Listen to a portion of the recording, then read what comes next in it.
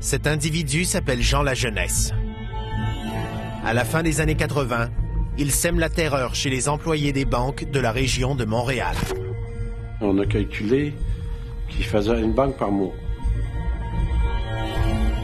Quand il arrivait, au début, il prenait une personne en otage, sortait son arme, il disait aux gens, allez-vous-en dans le fond de la banque, vous n'arriverez à rien. C'était pas par rapport à son physique qui faisait peur, mais un dos tronçonné, ça fait toujours réfléchir.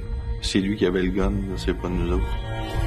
C'était un être profondément délinquant qui aimait être à côté de la société, qui voulait vivre en marge de la société.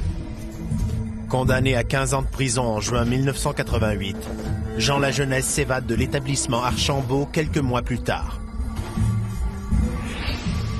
Il n'a qu'un seul but en tête, renouer avec son métier de braqueur de banque. Et cette fois-ci, ce n'est pas seulement une arme à feu qu'il compte utiliser.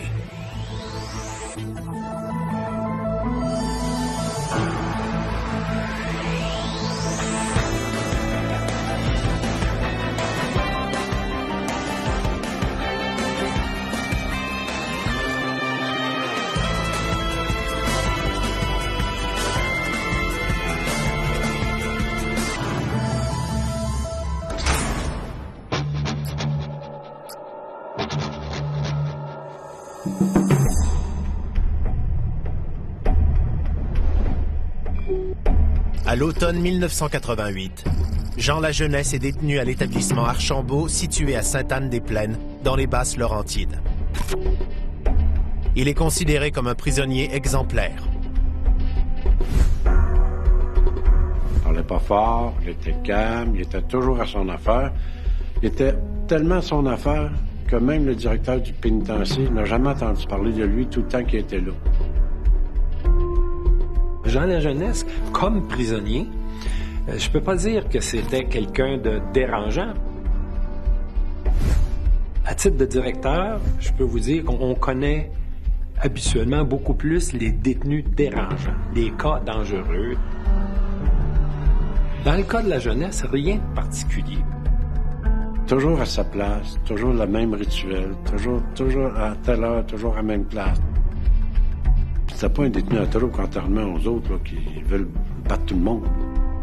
Le criminel âgé de 38 ans traîne pourtant un lourd passé judiciaire pour des vols qualifiés commis presque exclusivement dans des banques au cours des 15 dernières années. Jean Lajeunesse, il a commencé jeune, semble-t-il. Entre 20 et 25 ans, là, il a commencé son métier. Je sais qu'il vient d'une très bonne famille, que c'était le seul délinquant de la famille. Il a toujours dit que lui avait pris ce chemin-là parce que c'était ça qu'il voulait faire dans la vie.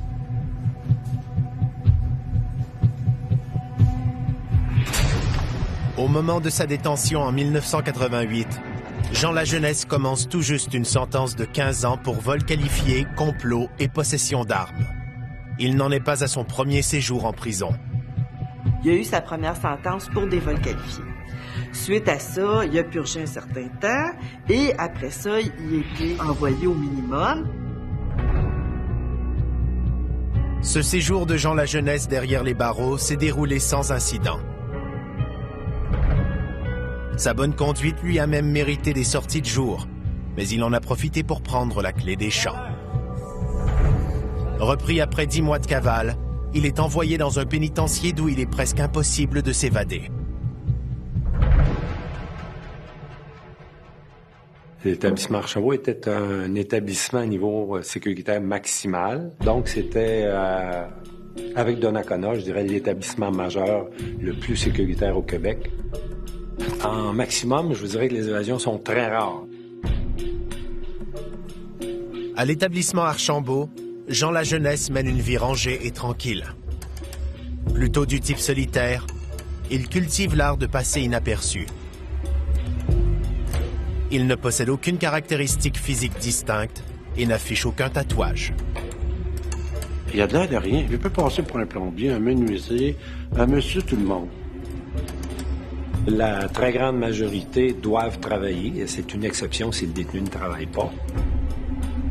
Ils peuvent être affectés au service de la cuisine, ils peuvent être affectés au service du nettoyage, de l'entretien, mais la grande majorité travaille dans des ateliers dits de production ou de formation.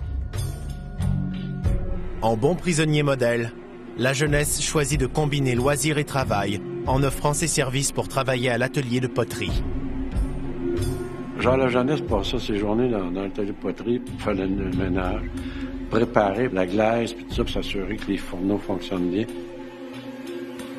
Tout en étant affecté à l'entretien ménager de l'atelier, Jean La Jeunesse se découvre une véritable passion pour la fabrication d'objets en céramique. Un hobby qui lui permet aussi de gagner des sous. La poterie, ça servait de source de revenus aux détenus. Une fois que on emballait les bacs, elles étaient identifiées au nom du détenu, elles étaient remises à des membres de la famille qui, eux autres, les vendaient. Ça pouvait rapporter parfois jusqu'à 400 $ aux prisonniers, la vente de poterie. Le 17 novembre 1988, la journée s'annonce tout à fait normale pour les prisonniers de l'établissement Archambault. Personne ne soupçonne que Jean La Jeunesse, en se levant ce matin-là, compte bien que ce soit sa dernière journée à l'intérieur des murs. Le détenu passe la matinée à l'atelier de poterie où il vaque à ses occupations régulières.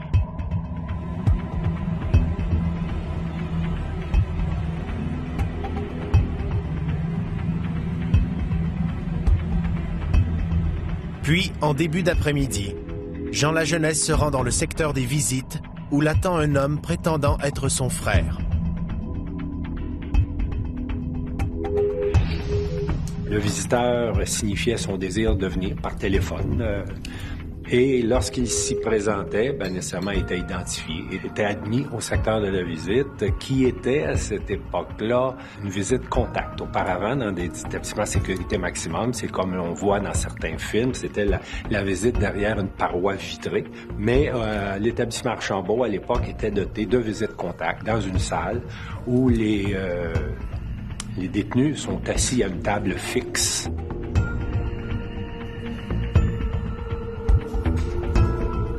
C'était vers 13h15 que les visites ont commencé.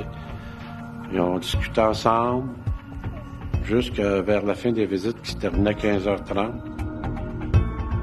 À la fin de la rencontre, Jean La Jeunesse retourne à l'atelier de poterie pour terminer sa journée de travail.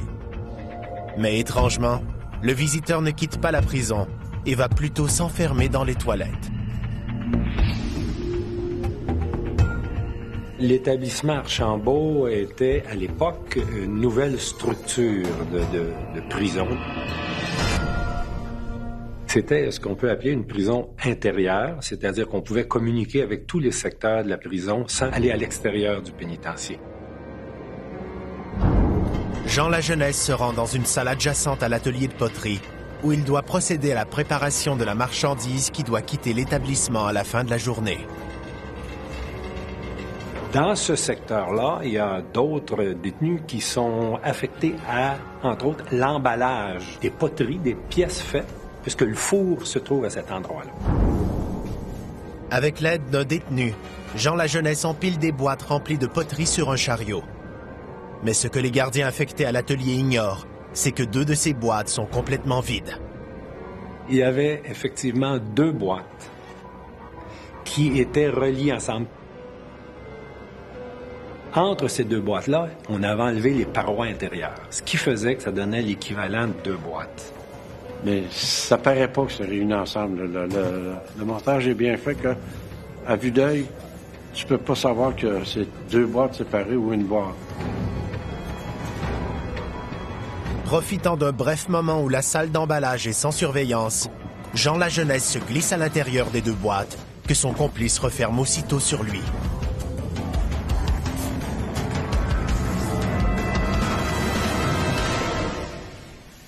La Jeunesse, il n'a pas trop misé à se glisser là-dedans parce qu'il s'est fait maigrir en prison. Il pesait plus de 100 livres quand il est rentré au pénitencier, puis il était rendu à 90 livres environ. Le complice pousse le chariot vers la sortie de l'atelier, convaincu que nul ne peut soupçonner une présence humaine à l'intérieur de son chargement. Mais la partie est loin d'être gagnée pour autant.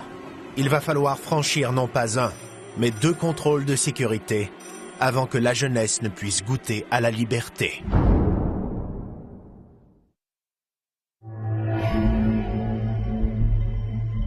Novembre 1988. Jean Lajeunesse, un dangereux braqueur de banque, tente de s'évader de l'établissement Archambault en se camouflant dans des boîtes de carton. Son complice, qui transporte la livraison de poterie vers la sortie, doit maintenant franchir 2 contrôles de sécurité. Nerveux, il peine à garder son calme et craint d'être démasqué. Une fois la boîte fermée, le détenu s'en va avec le chariot. À ce moment-là, il y a un gardien qui est là. Il lui dit, ça, c'est des boîtes que quelqu'un va venir chercher pour la poterie de la jeunesse. Ce quelqu'un auquel fait allusion le détenu, c'est l'homme qui a rendu visite à la jeunesse un peu plus tôt en se faisant passer pour son frère et qui s'est ensuite caché dans les toilettes de l'établissement. Le plan orchestré par la jeunesse prévoit que son complice attende une quinzaine de minutes dans les toilettes avant de se présenter à l'accueil pour réclamer le chargement de poterie. L'objectif est qu'il arrive à l'accueil au même moment que le chariot. Mais Jean Lajeunesse doit auparavant franchir les postes de contrôle, dont le premier est gardé par un employé responsable des activités socio-culturelles. Et ces boîtes-là sont censées ne pas être fermées hermétiquement pour qu'on puisse voir ce qu'il y a dedans. Les boîtes se retrouvent chez l'agent du socio-culturel et finalement, on reçoit un coup de fil de la visite quelques minutes après, 15h30. Le gardien à l'entrée principale dit « J'ai un visiteur ici qui était avec la jeunesse tantôt. Il semble qu'il y aurait des pièces de poterie pour Jean Lajeunesse à expédier à l'extérieur. » On lui répond oui, les pièces sont ici au secteur du AB, on vous les apporte. Pressé par l'appel du gardien de l'entrée principale, l'agent du socio-culturel ne prend pas le temps de vérifier le contenu des boîtes comme l'exige la procédure. Il se dirige rapidement vers l'accueil, en compagnie du détenu. Les 2 hommes doivent traverser la prison d'une extrémité à l'autre. À l'intérieur des boîtes, la jeunesse risque à tout moment de perdre l'équilibre et de faire basculer le chargement. Conscient de la situation, son complice redouble de prudence et pousse le chariot très lentement. Il doit toutefois veiller à ne pas attirer l'attention de l'employé qui l'accompagne.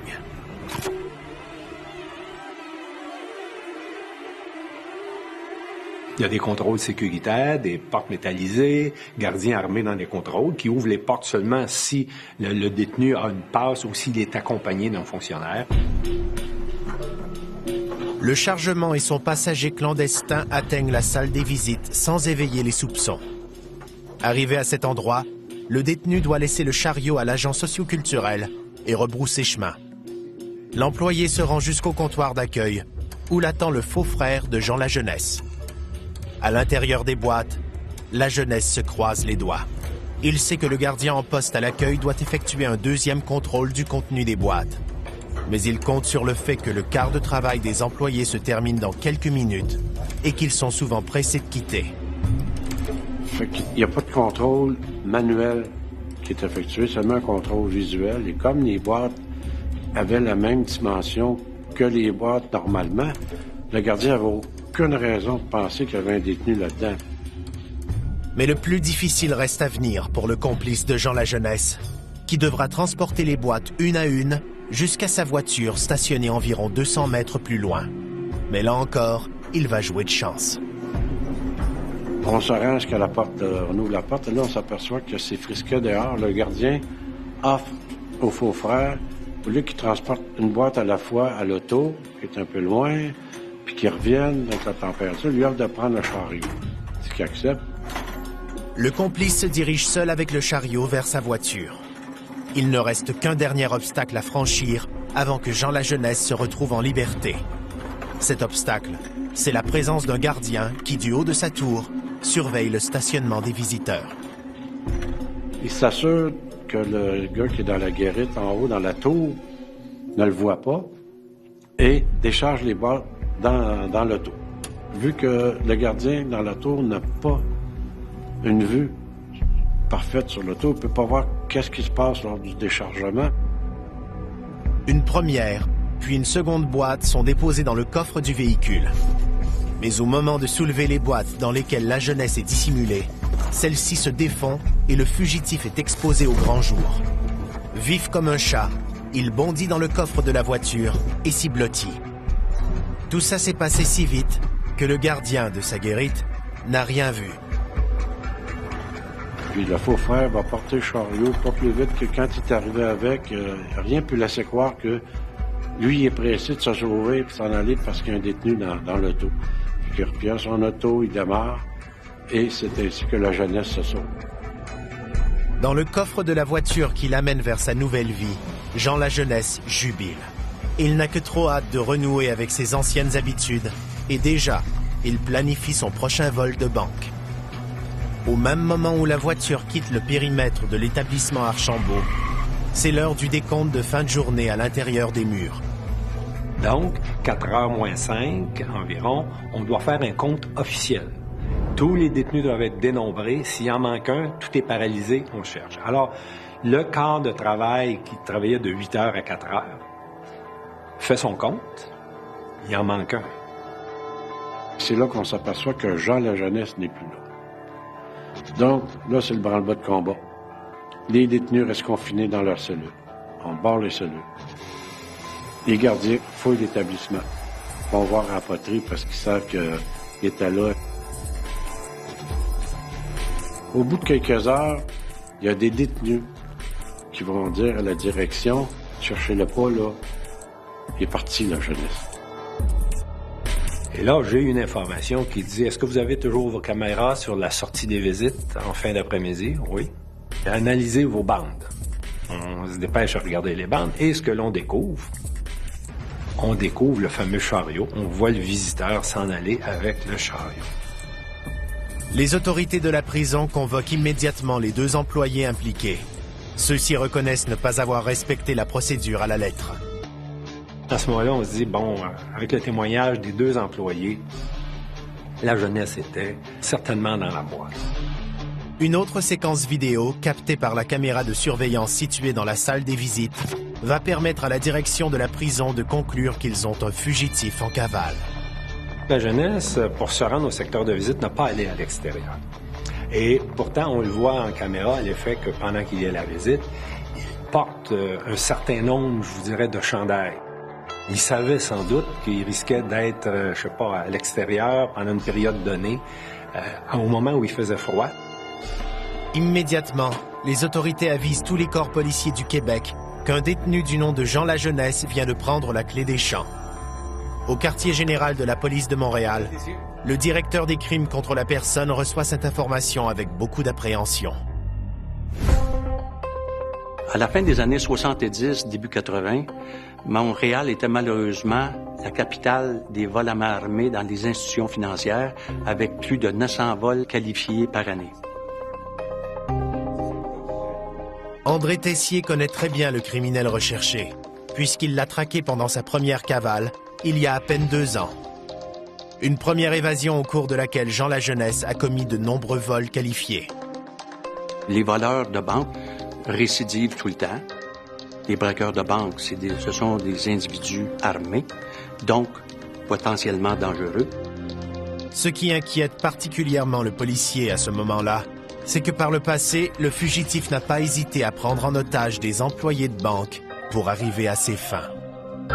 Quand son évasion était connue, c'est sûr que tous les corps policiers sont devenus sur le qui-vive parce qu'ils savent que la jeunesse, c'est un gars qui n'annonce pas ses vols d'avance. Donc, ils se retrouvent toujours devant le néant.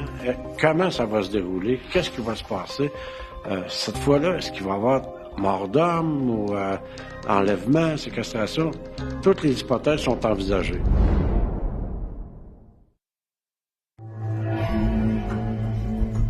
En novembre 1988, un détenu de l'établissement Archambault, dans les Basses-Laurentides, a pris la clé des champs en se camouflant dans un chargement de boîtes de poterie. Cette évasion inquiète les policiers de Montréal, puisqu'ils savent que le fugitif, Jean la jeunesse, est un spécialiste des braquages de banque. Le service de police s'est intéressé à Jean la jeunesse dès le début de son âge adulte. Personnellement, c'est durant l'année 1986, suite à sa première évasion, nous l'avons soupçonné d'une série de vols qualifiés dans les institutions bancaires. Pendant cette première évasion, qui a duré 10 mois, Jean Lajeunesse s'est fait remarquer en commettant pas moins de 5 vols qualifiés dans des succursales bancaires. Les policiers se souviennent particulièrement de celui survenu le 18 mars 1987 dans le quartier Hochelaga-Maisonneuve, un braquage marqué par une prise d'otage.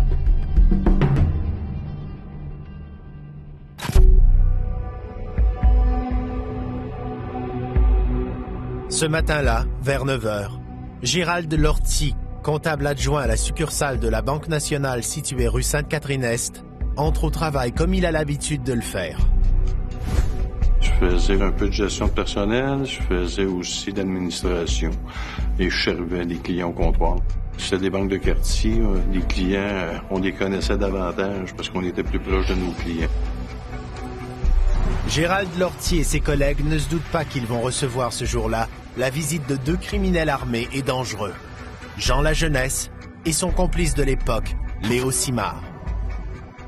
Ce n'est pas un hasard si le duo a choisi une succursale de la Banque nationale pour son délit. En effet, Jean Lajeunesse semble afficher une prédilection pour cette institution bancaire en particulier.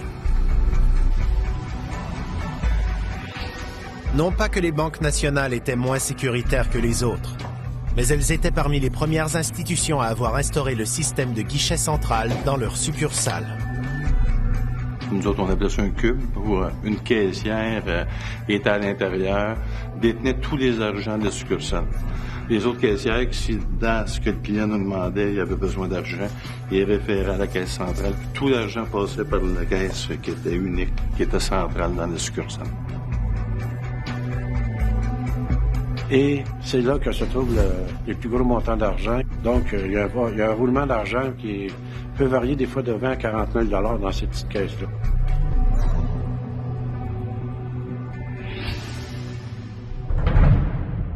C'était un mercredi, aux alentours de 12h30, 1h.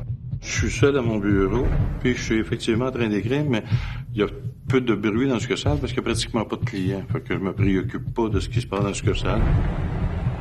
À quelques dizaines de mètres de là, sur la rue Sainte-Catherine-Est, les 2 braqueurs se préparent à prendre la succursale d'assaut. Lajeunesse est armée d'une carabine tronçonnée de calibre 12. Fidèles à leurs habitudes, les 2 braqueurs se dirigent d'un pas décidé vers la banque. Mais ils doivent tout de même demeurer discrets afin de ne pas éveiller les soupçons.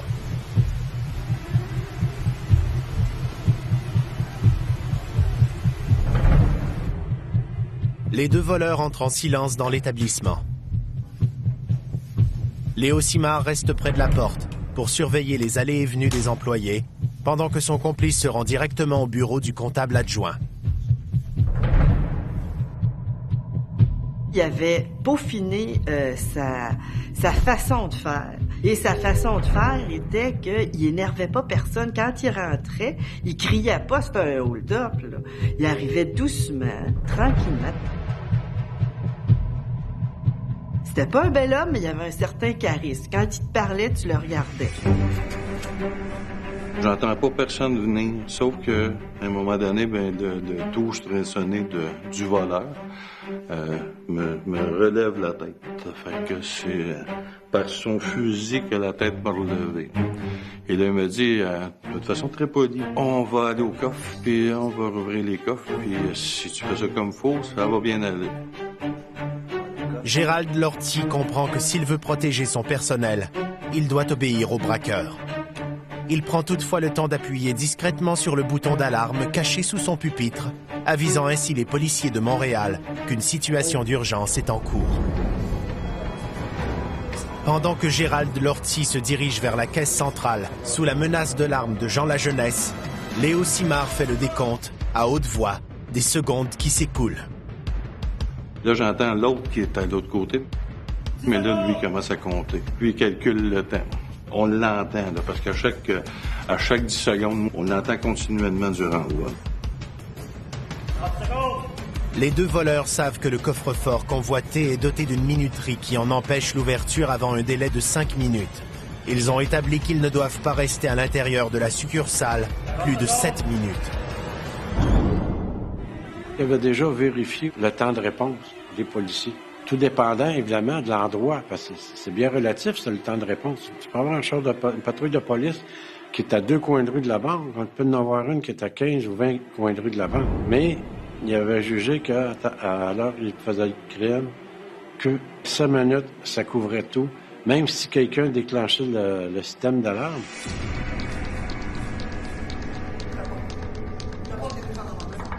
Je me dirige vers le cubicule et là, je me rappelle du nom le prénom de la caissière. C'est Nathalie. Mais Nathalie est prise de panique. Elle est dans le fond du cubicule. Elle veut pas ouvrir la porte. Sauf que c'est la seule personne qui peut déverrouiller la porte. Alors là, toujours sur un ton calme, sans s'énerver, la jeunesse dit, ben, dites-lui d'ouvrir la porte. Il lui dit, ouvre la porte. Faut que tu rouvres la porte. Il y a d'autres mondes. Donne-moi ton livre de combine, je vais m'arranger avec la Nathalie a resté écrasée dans le coin, gelée, elle bougeait plus, il n'y a plus un mot qui sortait, il n'y a plus une parole, elle est paniquée. Finalement, à force d'insister, Gérald Lortie réussit à convaincre la caissière d'obéir aux ordres de la jeunesse et de déverrouiller la porte.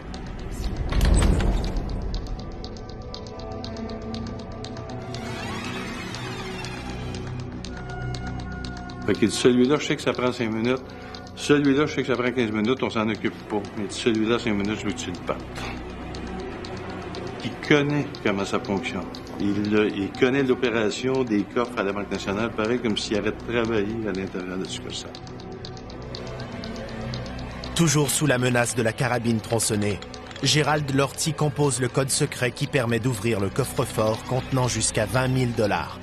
La minuterie se met en marche. Et là, on a attendu 5 minutes. Pendant ce temps-là, les autres coffres sont tiroirs à caisse. Là, j'ai commencé à le vider. Il m'a donné un sac pour que je remplisse tout ce que je pouvais trouver. Il y avait des 2 $.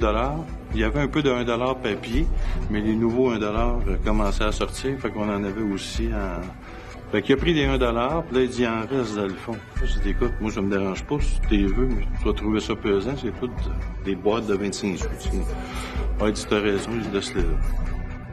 Un silence de mort règne à l'intérieur de la succursale. Maintenant conscient qu'un hold-up avec prise d'otage est en cours, les employés et les clients sont paralysés par la peur. Les clients restaient calmes, t'as pas le choix.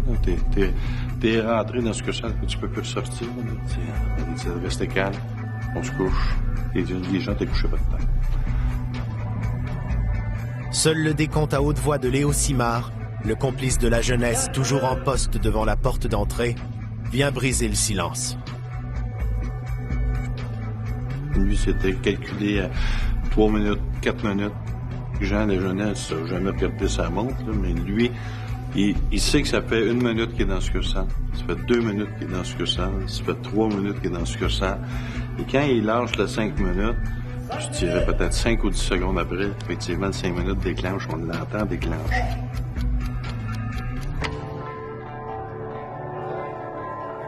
Gérald Lortie ouvre le coffre-fort qui contient surtout des billets de 50 et de 100 $. Jean Lajeunesse lui ordonne de tout jeter dans le sac, ce qu'il fait immédiatement. Moi, ce que je veux, c'est lui donner de l'argent, puis ce qui me passe par la tête, c'est qu'il sorte le plus rapidement possible, puis qu'il y ait de l'argent qu'il veut, puis que tout le monde soit en vie par la suite, en espérant qu'il arrive rien de grave. Par expérience, les deux bandits savent que les patrouilleurs appelés sur les lieux d'un vol pénètrent rarement à l'intérieur de l'établissement, pendant que le hold-up est en cours.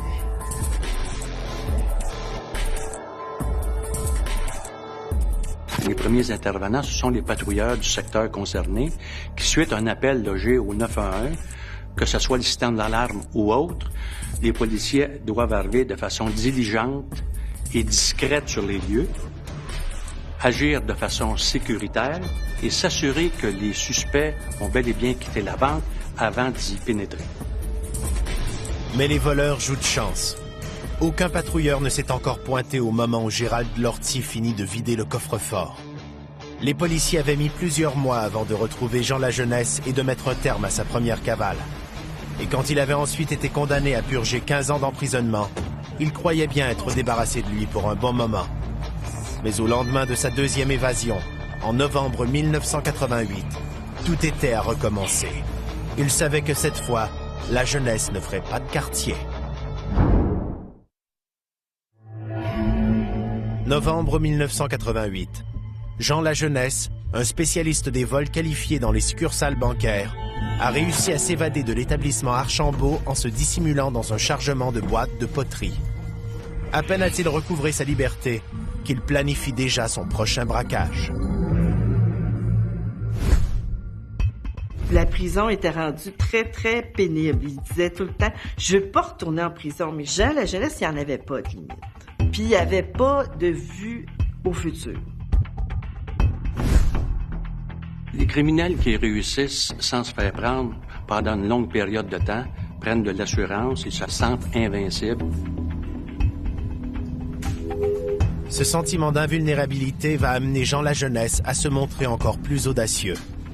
En plus de se procurer une nouvelle arme à feu, il fait l'acquisition de quelques grenades dont il compte bien se servir lors de ses prochains braquages.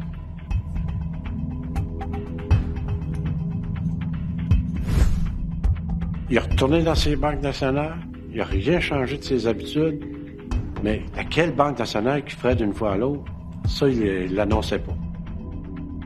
On a calculé qu'il faisait une banque par mois. Dès les premiers hold-up, les policiers savent que l'auteur en est Jean Lajeunesse, puisque celui-ci ne prend même pas la peine de se cacher. En plus d'opérer seul, il ne se déguisait pas. Règle générale, il ne criait pas, parce que son arme faisait l'effet recherché, c'est-à-dire que les employés obtempéraient à ses instructions. Il se cachait pas. Ce qu'on trouvait un peu curieux, c'est que même il y a certaines caissières de Banque nationale qui changent de succursale puis qui le reconnaissaient. Non seulement Jean Lajeunesse commet ses vols à visage découvert, mais il prend un malin plaisir à passer des messages aux policiers.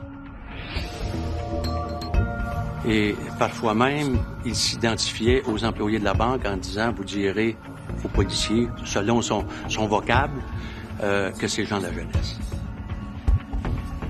Ce qui le motivait, c'était de jouer au chat et à la souris avec les policiers. Ça aussi, il aimait beaucoup ce jeu-là d'autorité, de surmonter l'autorité, d'être capable de déjouer des choses, déjouer des systèmes de sécurité. Ça le passionnait vraiment beaucoup. Pendant les 6 premiers mois de sa deuxième cavale, Jean Lajeunesse commet pas moins de 6 hold-up. Déterminés à le neutraliser le plus rapidement possible, les policiers de Montréal décident de faire appel au grand public. Alors, nous avons fait paraître une première récompense que nous avons offerte de 2000 $, qui était évidemment payée par l'Association des banquiers canadiens, afin que des gens puissent nous donner des informations sur la cachette de Jean Lajeunesse. Puisqu'il était en cavale, il changeait de cache fréquemment. Avec le butin amassé lors de ses braquages, Jean Lajeunesse se paie du bon temps. Il fréquente les bars du centre-ville de Montréal et ne se refuse aucun plaisir. Il me disait tout le temps, lui, que sa vie, c'était la drogue, le sexe, rock and roll. Il vivait que pour ça. Il vivait que pour le plaisir, hein, parce que dans le fond, quand tu penses pas à demain, tu penses au moment présent, tu veux te gratifier tout de suite. Mais il savait qu'il était recherché. Sa photo était placardée partout, puis on disait qu'il s'était évadé d'Archambault, chose assez rare.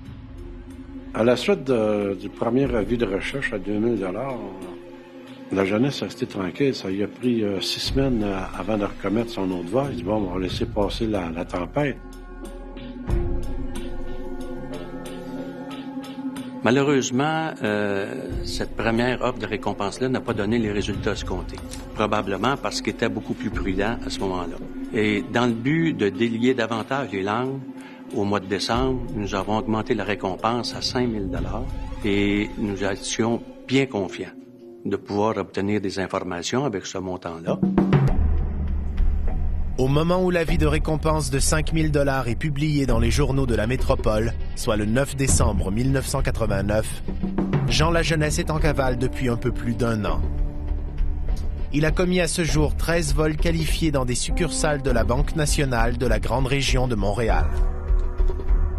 À l'époque, on parle de 88-89, là, les banques n'aimaient pas la publicité, donc ça prenait du temps avant que les récompenses sortent. Mais quand on envoyait une, on était surpris. On disait, oups, ils veulent l'avoir, celle-là. Là. Quand on affiche dans les journaux les suspects, ils savent qu'on sait, puis qu'on les vise, puis qu'on les taraude. Lui, là, c'était de me narguer dans le sens que, bon, ils m'ont identifié, ils me recherchent, ils vont me pogner, là. Les enquêteurs patrouillaient dans des chars banalisés, dans les secteurs des banques. Les gars avaient leur 12, leur veste par balle. Ça se promenait, ils guettaient une banque, un autre groupe guettait une autre banque. Si quelqu'un surveillait une banque nationale, il n'était pas pour se fermer les yeux en voyant passer Jean Lajeunesse, aller le chercher. Se sachant traqué, le fugitif décide de changer sa façon de faire. Il cherche à commettre le grand coup, celui qui lui fournira de quoi vivre pendant de longs mois et qui lui permettra de prendre sa retraite en tant que braqueur de banque.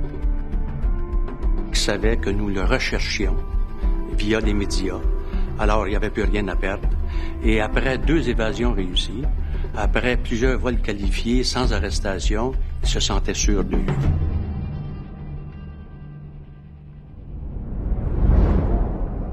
À l'approche de la période des fêtes, le braqueur est prêt à mettre son plan final à exécution.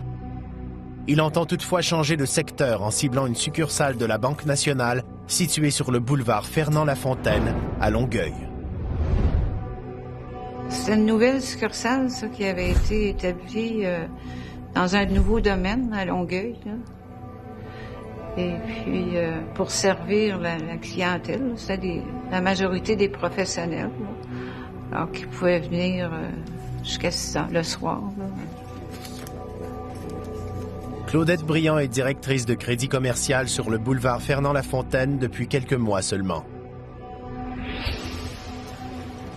Mais au cours de la dernière année, alors qu'elle travaillait dans d'autres succursales, elle a eu la visite de Jean Lajeunesse à 2 reprises. C'est un évadé de prison, oui.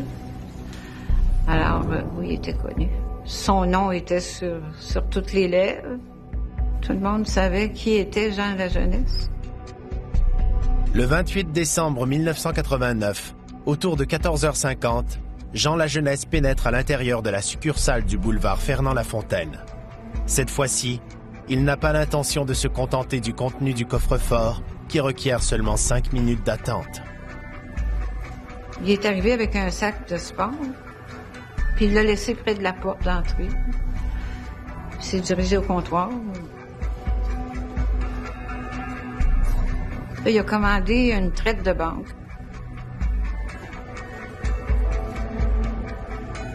Puis il y a un coup qui a été servi. Il est retourné à son sac, là, près de la porte d'entrée.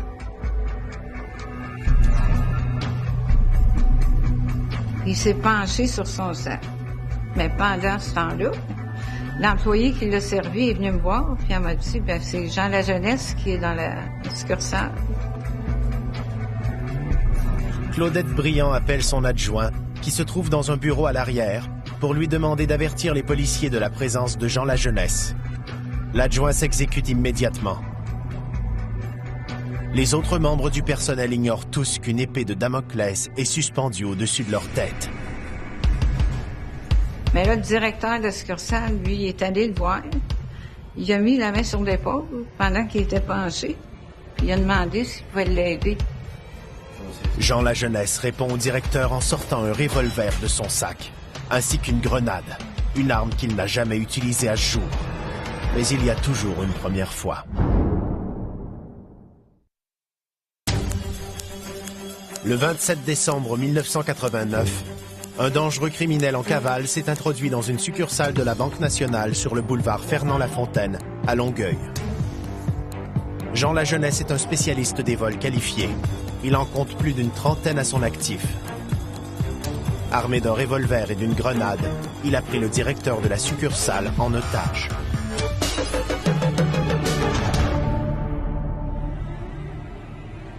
Il a amené avec lui le directeur dans le milieu de la place réservée à la clientèle. Il l'a pris comme en otage, puis il a demandé que quelqu'un aille chercher son sac qu'il apporte à ses pieds. Tenant toujours le directeur en joue et menaçant de se servir de la grenade qu'il tient dans l'autre main, Jean Lajeunesse lui ordonne de faire ouvrir tous les coffres-forts du cubicule central, dont celui qui peut contenir jusqu'à 75 000 $ et qui est doté d'une minuterie de 15 minutes. Là, le directeur, il a dit, écoute, ça va prendre minimum 15 minutes, tu sais. Ah, il dit, j'ai tout mon temps. Fait que le directeur a dit aux employés, allez ouvrir les coffres. Est-ce que cette journée-là, en rentrant dans la banque à 3h moins quart, il pensait que la banque fermait à 3h et il a dit, j'ai amplement le temps. Cette journée-là, elle fermait à 18h. Le temps qu'il pensait avoir, il l'a plus. Jean Lajeunesse semble en effet miser sur la fermeture imminente de l'établissement. Il pense peut-être qu'une fois la porte d'entrée verrouillée, les policiers ne seront pas en mesure d'entrer dans la banque. De toute façon, le fugitif n'a plus rien à perdre. Il est même prêt à amener un otage avec lui si des patrouilleurs l'attendent à l'extérieur. Il a d'ailleurs apporté des menottes à cet effet. C'est le coup de sa vie. Tu sais, il risquait le tout pour le tout. Il y avait des menottes. Fait qu'il y avait sûrement des intentions un petit peu croches. Entre-temps, les combinaisons sont faites. La police de Longueuil reçoit l'appel. Les policiers arrivent. La jeunesse s'en rend pas compte. Les premiers patrouilleurs arrivent sur les lieux. Ils entrent dans la succursale et interpellent aussitôt le bandit. Il y a un policier qui rentre, dégaine, il dit à la jeunesse, jette tes armes. Dans les armes qu'il y a, c'est un revolver dans une main puis une grenade dans l'autre. Puis au lieu de ça, mais il s'est avancé vers le policier avec les deux armes. Pendant qu'il avançait, mais le directeur, lui, s'est sauvé. Il est parti rejoindre le reste des employés. La jeunesse s'avance vers le policier. Deuxième avis, jette tes armes. Continue à avancer. Troisième avis, jette ses armes. Là, il est proche du policier. La tension est palpable à l'intérieur de la succursale, tandis que les deux hommes se dévisagent, immobiles. Pendant d'interminables secondes, employés et clients retiennent leur souffle. Tout le monde est nerveux, puis personne parle. C'est le silence complet, là, tu sais. On entendrait une mouche voler, là. Tu te demandes s'il va la faire sauter.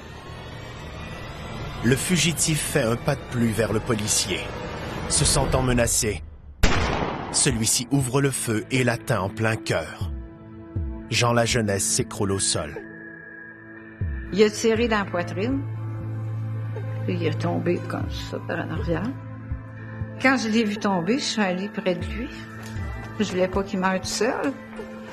Je fais qu'il y a une arme compatissante à ses côtés. Ça n'a pas été long. Il a émis des gémissements, des sons d'agonie. Quand je suis arrivée près de lui, là, il a poussé son dernier soupir. Là, tu sais, je veux dire, il s'est éteint, là. À l'âge de 39 ans, après avoir commis une trentaine de hold-up dans des succursales de la Banque nationale, dont 14 dans la dernière année seulement, Jean Lajeunesse est mort comme il a vécu. Je me disais, c'est ce qu'il voulait. Il voulait pas revenir en dedans. Ça, il me l'avait dit, ils me rattraperont jamais vivant.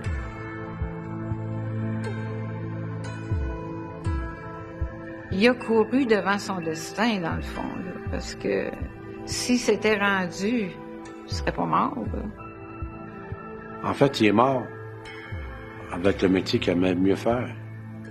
Voleur de banque un jour, voleur de banque toujours.